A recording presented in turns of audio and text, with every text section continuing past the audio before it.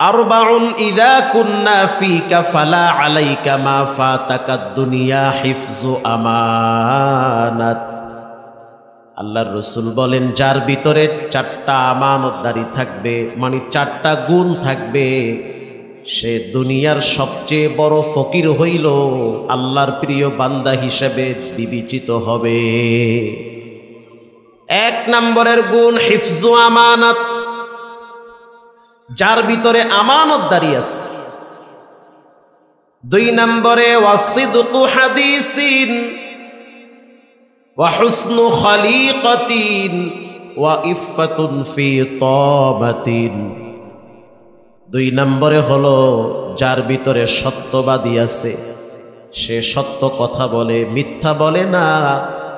কারণ মুনাফিকের আলামত হলো তিনটা। আয়াতুল মুনাফিকি সালাসা, ইযা হাদ্দাসা কাযাবা, যে মুনাফিক সে কথায় কথায় মিথ্যা বলে। ওয়া'দা আখলাফা ওয়া ইযুতুমিনা খানা, দুই নম্বরে সে ওয়াদা খেলাফ করে।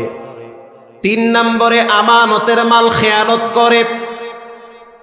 তার মানে মুনাফিকদের অন্যতম একটি বৈশিষ্ট্য হলো তারা আমানতের মাল খেয়ানত করে।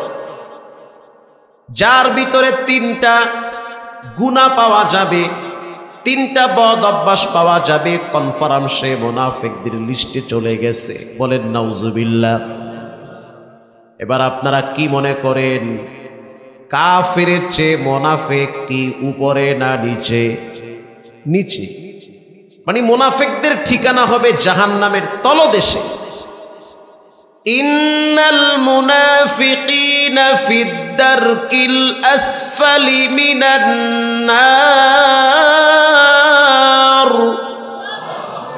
আল্লাহ তাআলা বলেন, আমি মুনাফিকদেরকে জাহান্নামের একেবারে নিচে রাখব। তার মানে কাফেরের চেয়েও মুনাফিক খারাপ।